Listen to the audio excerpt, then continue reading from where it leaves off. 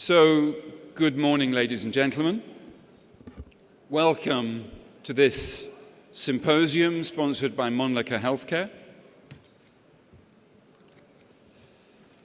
My name is Benedict Stanberry. I'm the director of the Institute of Healthcare Leadership and Management in Oxford, and I'll be your guide as, over the next hour, Mölnlycke Healthcare show you why the ability to deliver substantially shorter healing durations, fewer clinical visits, and radically improved healing outcomes mean that digital solutions are a wound care opportunity that is too important to ignore.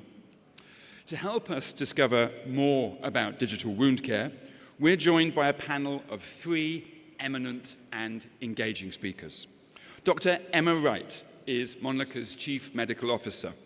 She will share with us insights into the current state of wound care and why change is necessary. Dr. Daphne Hazel is the CEO of Home Wound Care UK.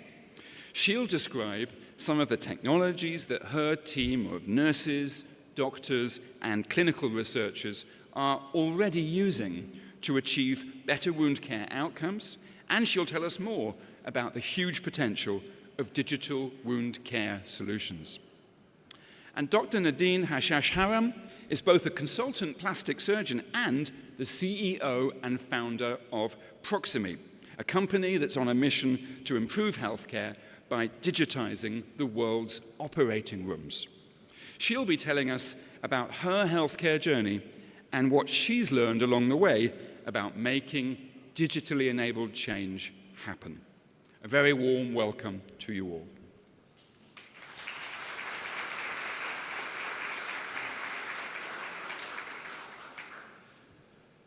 Today, many health systems are in crisis. The field of wound care, in particular, is facing a critical shortage of resources, shortages that are already reducing access to care and diminishing the quality of that care. So let's begin this symposium by hearing directly from healthcare professionals themselves about why change is urgently needed.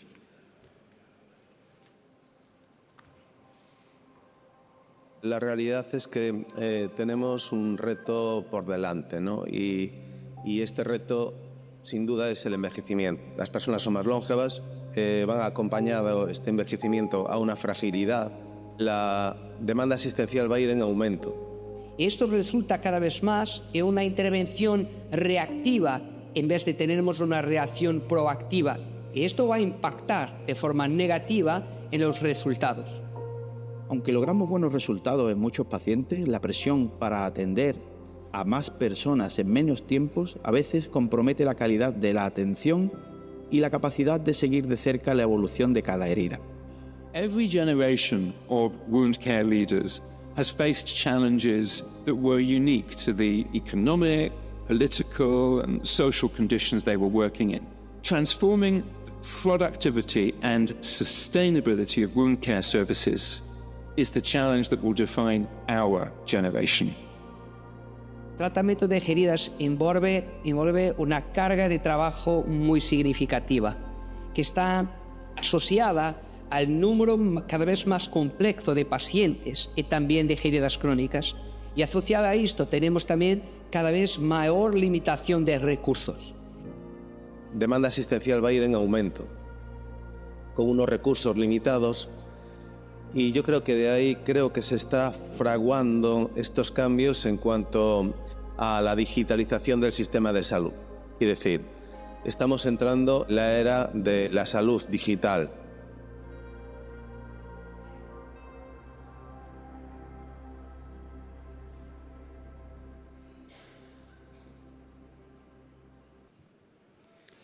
Mölnlycke understands that meaningful change can only be achieved through collaboration, by listening to you, the international wound care community, understanding the challenges you face and using these insights to shape their direction.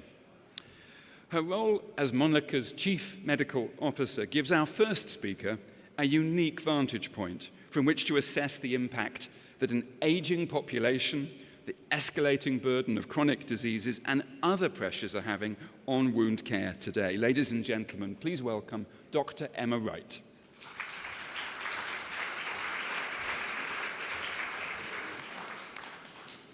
Good morning, everyone, and thank you for joining us to really talk about what we consider to be the next revolution in wound care. You've heard throughout the Congress the challenges that are faced in wound care and beyond in global healthcare, and it can be quite a depressing outlook. But I think at times of crisis is really when change increases, not just the pace of change, but the amount of change. And crisis brings with it many opportunities. As a medtech industry, we need to start to become part of the solution. We need to become a partner to healthcare. And what do I mean by that? Well, I would go as far as to say that in the past, the medtech industry can often be considered as part of the problem. As Mölnlycke, we have sold billions and billions of dressings over the years. But have we always been sure that that right dressing was put on the right patient at the right time? And we therefore have a responsibility to really become a partner to healthcare and ensure that the products are used appropriately and efficiently. As Mölnlycke, we already do this in some areas. We're well known for our work in pressure ulcer prevention, where we've been able to educate and implement protocols to really drive awareness and reduce the incidence of pressure ulcers. The other area we've worked in is in procedural trays in the operating room to drive workflow efficiency. But we need to do more. We need to ensure that we remove all those non-value added tasks that you as clinicians are expected to do, so that you can really treat your patients and focus on their care and not those additional non-value added activities.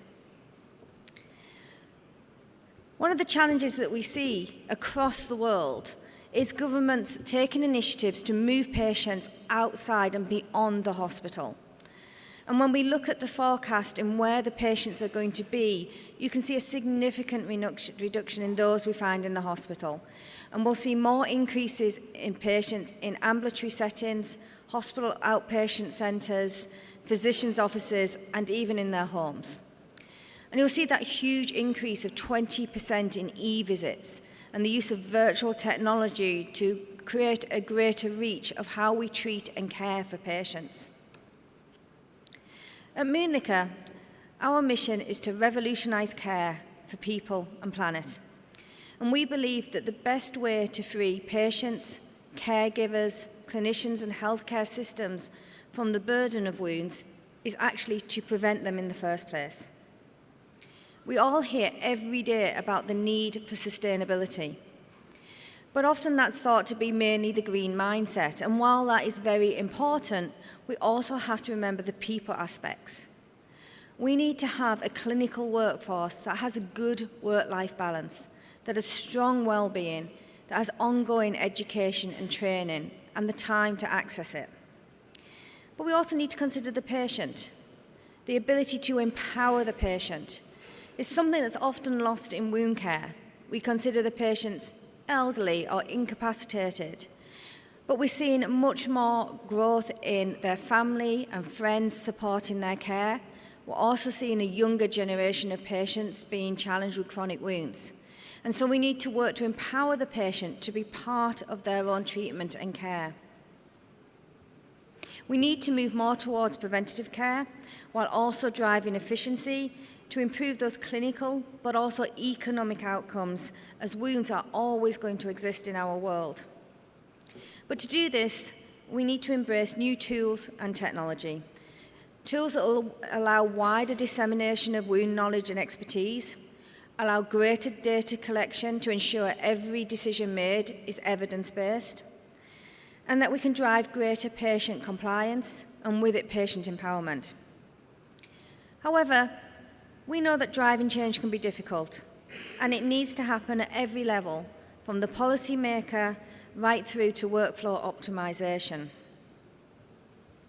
And I'm going to try and illustrate that a little bit more in the world of wound care. If we look at a patient pathway, we often consider a patient pathway to be a straight line between diagnosis and healing. And we know that pathway is based on multiple episodes of evidence-based decision-making, so it should be straightforward. However, in wound care, it is anything but straightforward. We see a great heterogeneity in the patient journey and how the patient journey very much differs from the patient pathway. And why is that? Well, it can be the complexity of our patients. We all know that wounds are a symptom of an underlying disease. Patients are getting more complex with more and more comorbidities. They may have sought care later in the development in the wound. It can be the care setting in which they originally seek help. There can be high variations from home health to specialised care in the hospital. It may also be the caregiver themselves. Is it a specialised wound nurse, or is it a primary care physician who sees wounds on a less frequent basis? All of these things can drive variation between the patient pathway and the patient journey. And the trouble with that variation, every time you see variation, it drives cost, it drives harm, and it impacts outcomes. So let's think about the cost. It can be wasted product. I said earlier, the right product on the right patient at the right time. If we don't have that, we can be using product inappropriately. We can be wasting clinicians' time. We can be impacting patients' quality of life. It can also be that cost can be monetary, but it can also just be lost time and resources used. There can be harm, not treating the patient at the right time, not intervening at the right place. And there's harm to the healthcare systems in the money spent that has been wasted. And then there's actually the physical waste, when we talk about that green mindset of sustainability, the inefficient use of product and the inefficient use of resources. So anytime you see variation between a patient pathway and a patient journey, it's resulting in cost, harm, and waste. And while we could never probably match that straight line of the patient path, the things that we can control, if we can disseminate knowledge wider, if we can create greater empowerment of our patients, if we can allow wider focus on their care and better coordination between the patient, the clinician, and even the payer, then we can control this variation much more and limit that waste harm that occurs from it. So my final point is that the clock is really ticking. We need to embrace new technology that can not only be physically used to treat wounds, but can educate, can disseminate knowledge, and can drive greater patient empowerment. We need that collaboration and embrace those partnerships between the patient, the physician, the payer, and industry to drive change. It's only very recently that industry is finding itself invited to the table to be part of the solution of wound care. And that's key, because no individual or organisation can alone address the challenges that exist in wound care. And the time to challenge that status quo is really now. And what's really driving a lot of that time to challenge and what can change the status quo is very much in this enablement of the digital era. And that's something you're going to hear much more about from our next speakers. Thank you very much.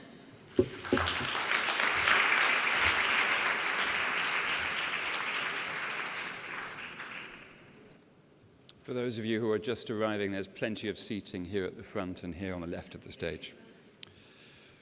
Vaccines in the late 18th century, anesthetics, germ theory in the 19th century, diagnostic imaging, antibiotics, and pharmaceuticals in the 20th century and beyond.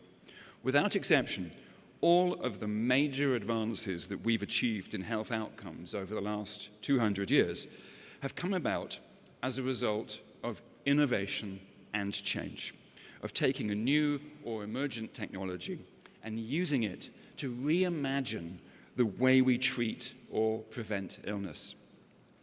Now, in the 21st century, digital tools and artificial intelligence bring exciting opportunities to make healthcare safer, more effective, and more productive. Let's discover more.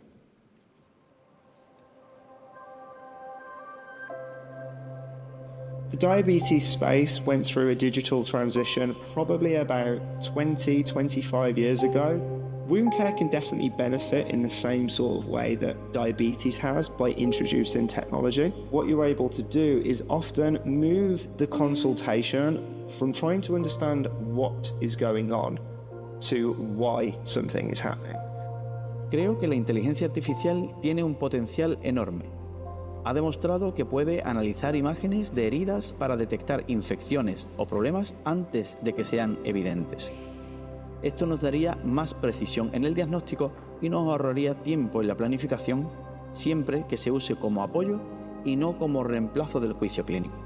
The more data you have, you can start to spot patterns in that data and see if something is trending in the right direction or if there is actually a decline in performance. Dedicamos una gran parte de nuestra jornada laboral a lo que sería la gestión, ¿no? que son las tareas, traducido entre tareas administrativas.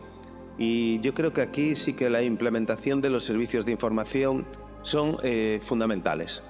Y estas herramientas digitales pueden tener un potencial enorme de transformar el tratamiento de heridas en una mejor gestión, por ejemplo, de los datos, optimizar la comunicación y dar un apoyo a tomada de decisión en tiempo real. Y claro, vamos a reducir el riesgo y también, por ejemplo, reducir las tarefas que son redundantes. Estas tecnologías nos permiten que los clínicos se enfoquen mucho más en el paciente y, claro, en su herida. Se va a traducir en que vamos a convertirnos en mucho más eficientes y en mucho más rápidos a la hora de dar una respuesta a los pacientes, ¿no? A sus problemas de salud.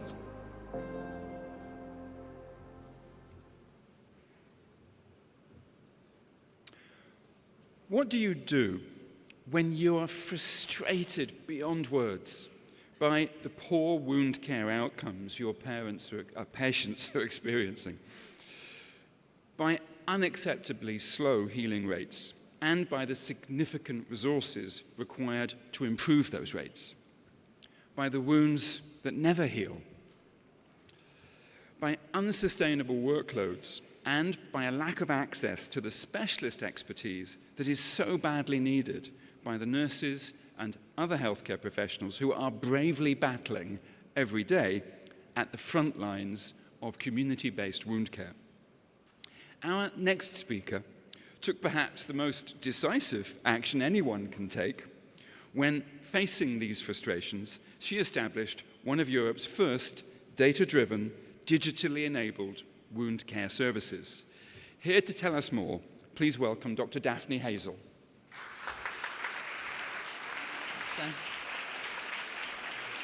Good morning, everyone. Can you hear me all right at the back? Because I'm on a head mic. Yep. I did my medical training in London and at St Thomas's overlooking the House of Parliament, and I was doing a haematology attachment in the early 90s, and it was a bit slow, not a lot to do, so I spent a bit of time chatting with the patients. And we had an amazing patient who was the first developer, or one of the first people working on the World Wide Web, as it was then called. And he was saying, there's going to be shops. You can do your shopping on your computer. And I didn't really believe him, but I'd ask him questions every day, like, how would you pay? How would you choose what you wanted to buy? And we'd have these conversations. And one day he looked at me, and we looked out over London, over the Houses of Parliament and the whole city, and he said, I'll be gone before this happens, but the whole world will change because of this World Wide Web, as he called it. The way we shop, the way we live, the way our whole lives are organized will be changed. And one day you'll look back and you'll remember me telling you this. And it feels a bit like that in wound care at the moment. We've been using digital technologies in our systems, but we're in our infancy. So everything I say today, it's what we're doing now, but the future is so much more. So I'm a GP, which is a little bit rarer than most people in wound care who are nurses. I got into it by a funny route, by running a refugee clinic and seeing some wounds and not knowing what I was doing. But then when I came back to the UK, I spent 10 years just doing GPing, but watching the wound care, and things weren't getting better, and to be honest, getting worse. And so in 2022, I threw in my hat, stopped being a full-time GP, and started home wound care, just to try and research a way that we could provide services better in the UK. So we started just doing research, anyone who wanted to develop their technologies or products. And this was our first gang of nurses, because I don't actually do the wound care. We started, and it was very exciting doing technologies. And, I'll just go back. So then last year, we really realized that technology is the future.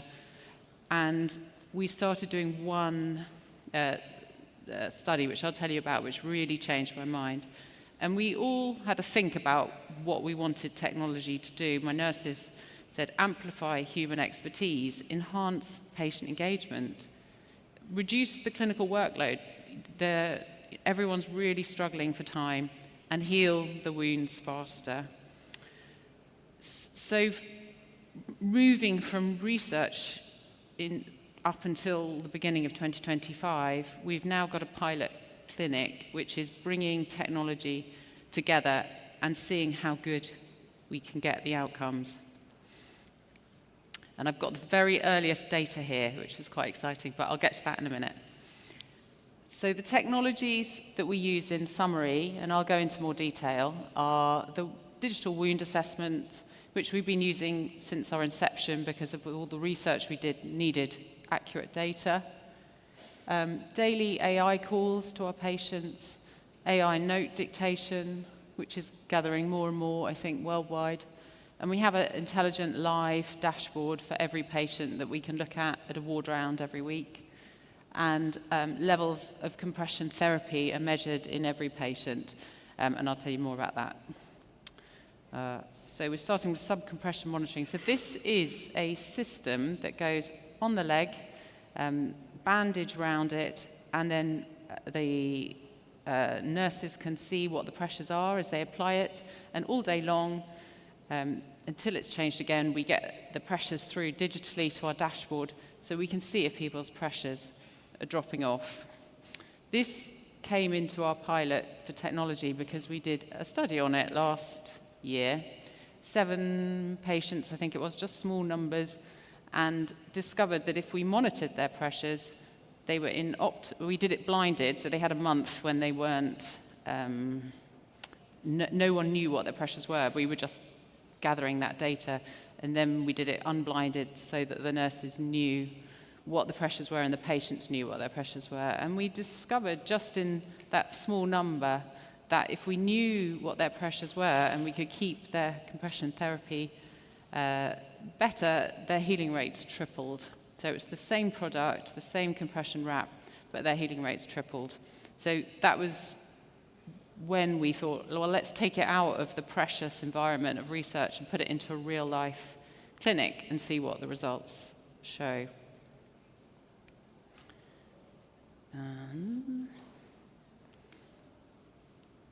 So this is one of the first things that we noticed in this pilot clinic from subcompression monitoring. Have I got a pointer? Yes. So this is not the most beautiful dashboard because it's quite early stages, but if you can see healing rate up the top, and we're getting the healing rate from the digital wound assessments, from the phones that take the pictures and measure the wounds every time the nurse visits. So we've got the healing rate going up and the total pressure going along here. And we can see that every patient has a sweet spot when their healing rate goes up. So it's just clicked on to the next patient. But for this one, you can see that for this patient, it's around 37. So at the beginning of February, we decided as a team to keep this patient's pressures down, reduce them from 40 to 60 to 37, and then we kept them along there with a nice pressure of 37. And you can see at the beginning of February that suddenly their wound healing went right down again, and they healed, and that was that. So it's the newest data is showing that getting the compression continually on at the right pressure, and each patient having an individual pressure target for them is a new thing that technology is changing for us. The next step from the subcompression monitoring is that we are now calling all our patients by AI. So I think it was summer last year, we had a patient in compression, monitoring his numbers quite happily, and then one day they dropped. And one of the nurses phoned up and said, "Why did your pressures drop then?" And he said, I've shoved, I think it was his wife's knitting needle, down his compression bandages to give it a good scratch because it had got really itchy. And it made us think, if only we knew how all our patients were every day without actually someone having to call them. And the language models were just getting good enough to do text to voice. So we decided to build a language model based AI calling system to call all our patients. And that's been also active in the pilot. And we've had some really good results from it. I'm actually going to play it. So this is a test patient, no patient data shared, and I've condensed the call because it was a bit boring for you to listen to 2 minutes of a call. So it doesn't make 100% sense, but you'll get the feeling of what the call's like. Hello, Marie. This is your home wound care monitoring assistant calling for your daily checkup. How are you feeling? I'm feeling fine. I'm glad to hear that you're feeling fine. Let's go through a few questions to make sure everything is on track with your wound care. Have you needed to adjust your dressing at all? Yes. I had to change the dressing because it was leaking, and it was a kind of brown discharge, and it was really smelly. I'm sorry to hear that you're experiencing this. It's important to keep an eye on these changes. It sounds like you're experiencing some discomfort. On a scale of 1 to 10, where 1 is no pain and 10 is the worst pain, how would you rate your pain right now? 8. Thank you for letting me know. I'm sorry to hear that your pain is at an 8. I'll make sure to notify the nurse about this so they can follow up with you. Have you noticed any redness, swelling, itchiness, or warmth around your wound dressing? A little redness, but it's not itchy. Thank you for clarifying. Would you say the redness is better, the same, or worse than yesterday? The same. Have you experienced any fever, chills, or feeling unwell since our last call? No. That's good to hear. Have you been able to move around your home and walk as much as usual? Yes. I'm glad to hear that you're able to move around as usual. I'll call you again at 5 o'clock in the evening tomorrow, unless another time would be more convenient for you. Does that work for you? Yes, that's fine.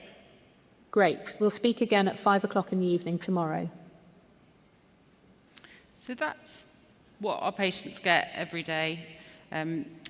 We've only been running it since January, so early days, but the initial response has been great. Most of our patients are elderly, and they've all been fine chatting away to a bot. And the bot is really friendly and nice, and people feel quite engaged with it. So that's been a really good response. It's also picked up significant clinical events. People we had one lady who we thought had a venous leg ulcer, but it was actually mixed or partly arterial, and she spoke to the AI call and reported night pain, having to dangle her leg off the side of the bed in the night because it was uncomfortable. And so the nurse was then able to call real nurse was then able to call the patient straight back and visit, get the compression off, and get her sorted out, and no harm came to that patient. And so what we thought at the beginning was knowing how our patients were every day was going to make a difference in wound healing by preventing the deteriorations is beginning to become evident by the data from the pilot on this. And the other AI thing that we happen to be doing is AI notes dictation, just because the nurses are out seeing patients and want to do their notes immediately, but it's a hassle to get their laptop out. So they just dictate into their phone. The AI summary then gets sent into the treatment record in summary form, and then when they get home, they just save it, amend it. There's normally some crazy AI typo, and then save it. So that's been really helpful. I just thought this might be interesting for you to see how the AI calling gets saved into the treatment record. It gets a number, we get a reasoning on why the AI had those thoughts, the recordings there, because sometimes the nurses want to listen to the call. You can sometimes hear more in the tone of someone's voice than you can just in the words. And also the transcript, but that's gone off the screen. So the full transcript gets saved into the record. It also gets emailed to the nurse, because we have a secure email system as well. So data. So this is really exciting for me. We literally started this pilot in January. These are all venous leg ulcer patients. They're all slow healers, being given to us by all the surrounding practices because there was slow healing.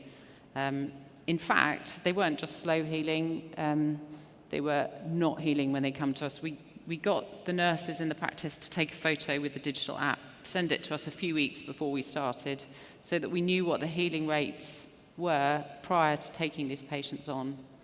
And they were actually getting worse, very slightly, at 0.5% per day. And the data's not complete because we've still got a lot of these patients, and I uploaded this slide last week. And in fact, patient 3 has now healed. So that was about 18 months he'd had his wound, and we healed him in about 7 weeks. So the projected healing, the healing time has gone up from getting worse to now improving at 1.84% a day. That's about 7 weeks. We should be getting them healed in on average with quite small numbers, so the mean isn't too powerful with that. But it shows the power of technology. We're not doing anything different. We're not using any different dressings to what their nurses were using before. We haven't got any super specialist nurses or super specialist knowledge. It's just using compression correctly, making sure people don't deteriorate with AI calls, and good daily care. So I was asked to speak about barriers to implementation, but it's not really my specialty. We're a small service, so I just try and go with what we got and implement it quickly. But I know many of you work in big, clunky health systems, and AI is very regulated. It's less regulated in the UK and the US, but or the regulations are diminishing faster. But in Europe, I know it's very heavily regulated. But I'm sure it will come everywhere. And there was a talk earlier this morning from a Belgian team who were developing AI solutions very rapidly there.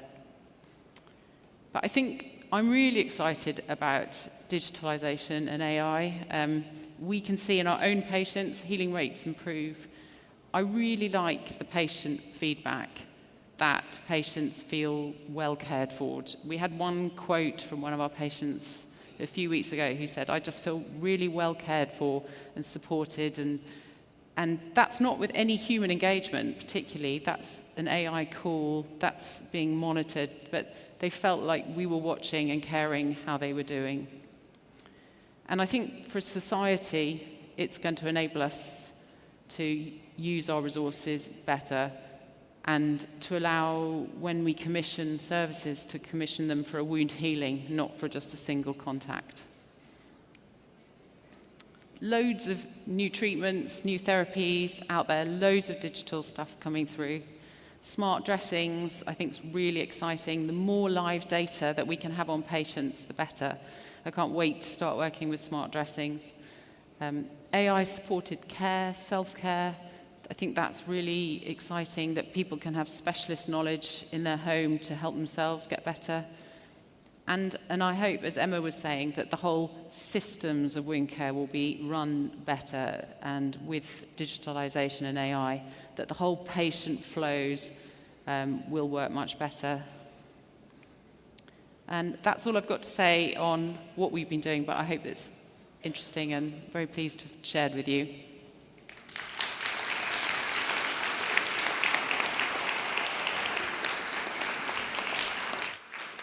Thank you very much. We are all ambitious. We all want to deliver better care. We always want to achieve better outcomes for our patients. But despite this, you may well nonetheless be sitting there in the audience right now thinking, wow, digital wound care sounds exciting. Those are big treatment effects that you're demonstrating. But how do I actually make this happen? Fortunately, plenty of other healthcare professionals have led digitally enabled change, and they have lessons they can share with us.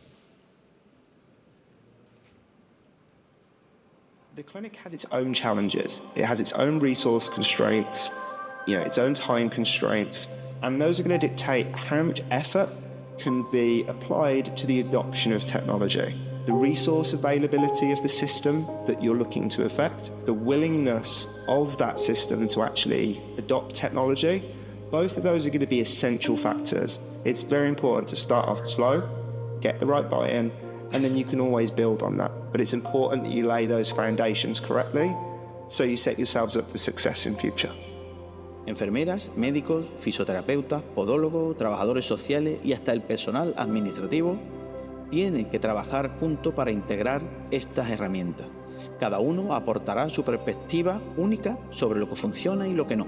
Y esa colaboración asegurará que el sistema sea útil para todos los involucrados en el cuidado. Lo más importante es saber adaptarse a los cambios de forma correcta y no que los cambios nos limiten nuestra capacidad de curar, ¿no? Si hablamos de heridas, lógicamente. La combinación perfecta, pues ya se verá con el paso del tiempo, pero creo que la IA tiene la respuesta. We're improving patients' lives, we're making the system more efficient and being able to address the needs of more people. And all of that comes with a very small step to start with. And just getting those early successes and sticking with it. Now is the time. It's best to adopt it now, and then you can look back in a few years and just see how far you've come. Vosotros están liderando esta transformación. Juntos podemos redefinir el tratamiento de heridas, mejorar los resultados y garantizar que ningún paciente quede atrás. El futuro del tratamiento de heridas comienza con ustedes.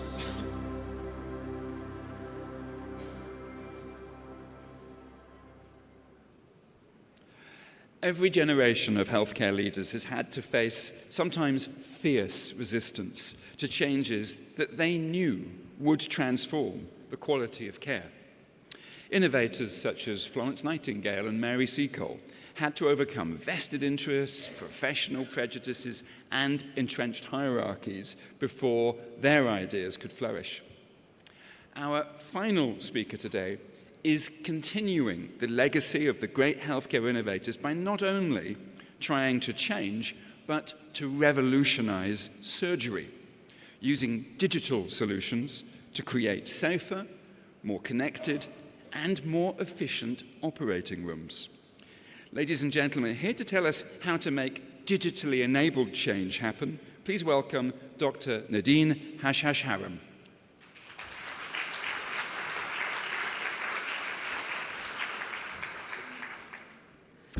Hello, everyone. It's a pleasure to be here, and thank you so much for joining us. I've often asked myself the key question, is what we're doing today limiting what we can offer tomorrow? And that's been something that's really shaped the career I've had as a reconstructive plastic surgeon, but also, I guess, my journey into entrepreneurship. But with all journeys, you always start with the why. Where did this come from? Where did this drive to disrupt, to change, to innovate come from? And I think for me personally, it really comes, I think, from starting to tell you about my childhood. I actually was born in California, in San Diego. You can tell from my accent I'm not from Europe. But my family's originally from the Middle East. And at the young age of 8 or 9, my family decided it was time to leave beautiful sunny San Diego and move to war-torn Lebanon, where we're originally from. And so I was able to see very distinctly and very tangibly the challenges of living in an environment where you might take access to care for granted.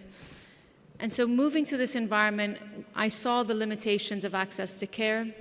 I saw, unfortunately, the trauma from blasts, from injuries, complex wounds, amputations, complex burns injuries. These are all things that I saw every single day as a young child and as a young teenager.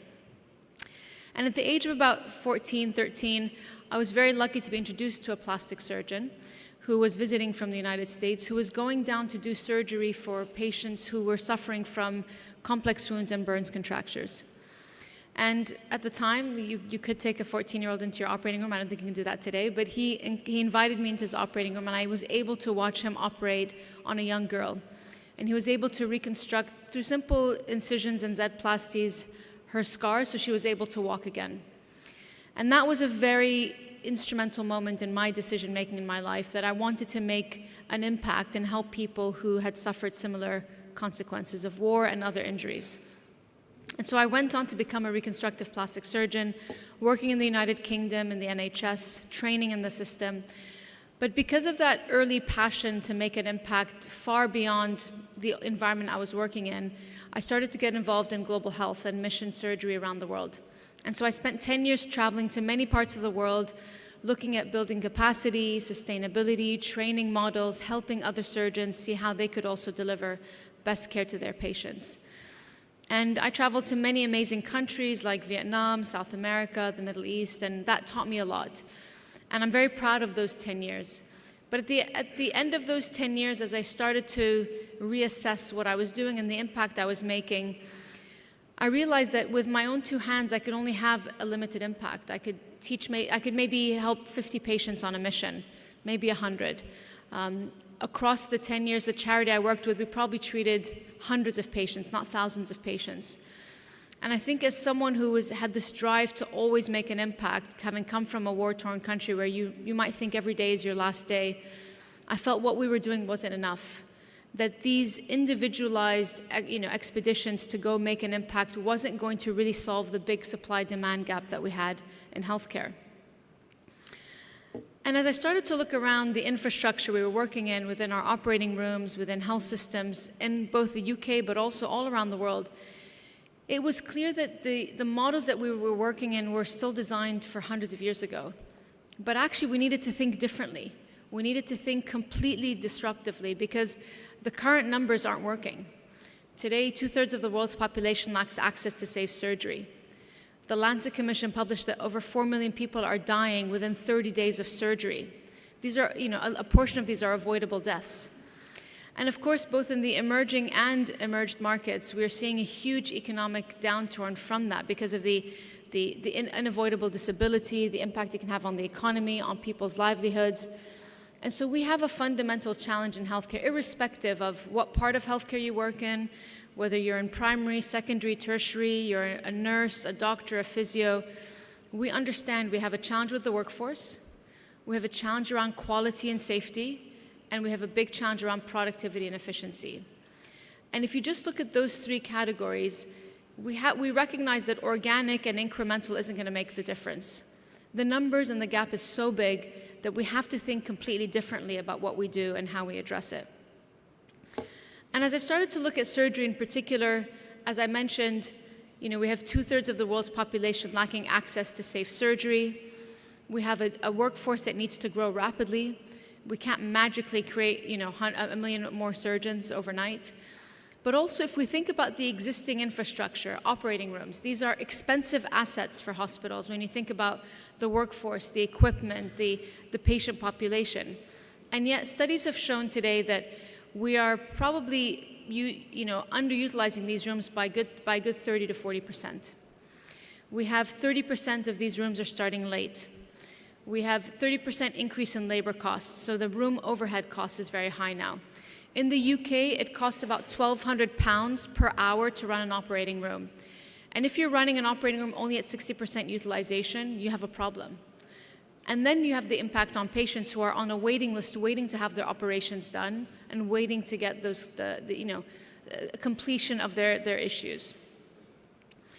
And so as I started to look at those challenges on productivity, the challenges on the workforce, and of course the challenges around quality, I started to ask myself, well, how else could we scale expertise? Because me traveling to more countries or others like yourselves traveling to more places to help will solve a part of the problem, but not all of the problem.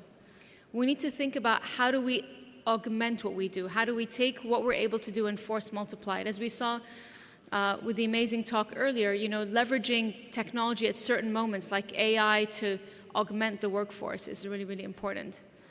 And so from my perspective, I thought, well, rather than me traveling to all these countries, how could I be in 2 places at once? How could I turn every operating room into a digital environment? A digital environment that can connect expertise, that could collect data and access, and that could activate insights and knowledge in a way that could transform how we deliver care. And that was really the birth of Proximie. Proximie is a digital platform. We deployed in operating rooms all around the world. It's in over 60 countries today. It enables doctors to virtually scrub in and work together. We record and capture video data, audio data, device data, room data, medical record data. We collate all of that data, and then we activate insights that inform the health system on how to drive better quality, productivity, and safety for their patients. We are ultimately the operating system for the intelligent operating room. We sit alongside the medical record, all the equipment that the hospital's invested in, the workforce, and we connect all of that together. We optimize workflow. We've shown we're increasing productivity by 24%. We're increasing training. We've trained twice as many doctors and nurses in half the time. And we're improving safety and outcomes. What's also interesting is that we're capturing a lot of data, video data, audio data, telemetry data.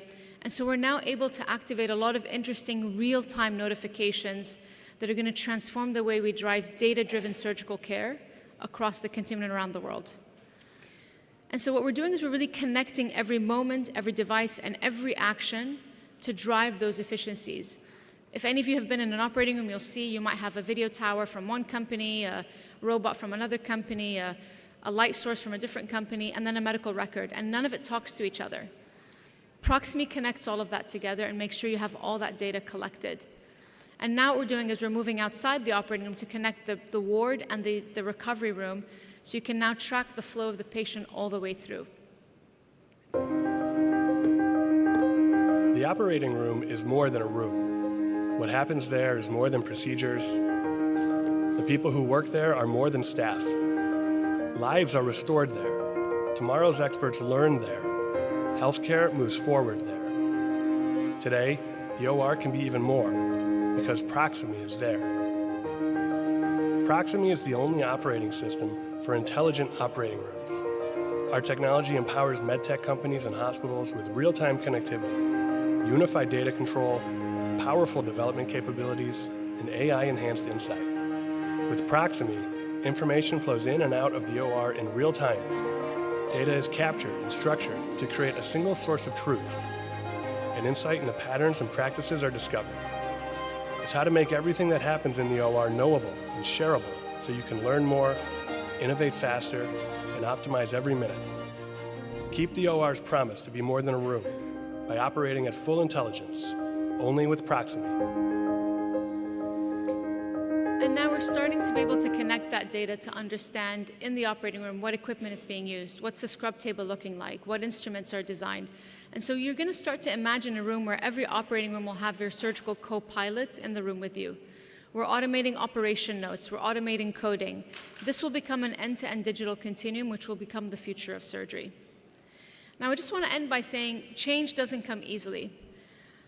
Resistance to new ways of working is common. I think the earlier speaker talked about, what are the barriers? I think definitely cultural resistance. People like to do things the way they've been doing them for a long, long time. Disconnected systems, different technologies, different solutions, and shifting mindsets. And the key lesson for me is that technology alone isn't enough. It's a very important tool, but if we want to really drive change, it has to really be about how do we engage the people who use it? How do we make sure that we're unlocking value at every single point of the experience? And how do we make integration seamless? And that's been a lot of our thinking, making this seamless, touchless, ambient, not adding more work, but just making it part and parcel of what we do. But I think once we do, the transformation is undeniable, and we've seen that. We're deployed in hundreds and hundreds of operating rooms around the world. We're able to improve quality, improve training, improve outcomes, improve productivity, and it's about the patients at the end of the day. The reason that drove me was because I was a 13-year-old who saw patients suffering firsthand, and that drove me to be a surgeon, that drove me to be an innovator, that drove me to change. And I think now what we're seeing and what we've seen in the talks earlier is that there's an opportunity here that we can't ignore. It's not even an opportunity, it's a necessity. The status quo is not going to be enough, it's not going to work. We have to completely change the way we do things. And that is not by seeing technology as something we have to adapt to, but seeing technology as something we have to embrace as it helps us reimagine how we deliver care for ourselves and for our patients. Thank you.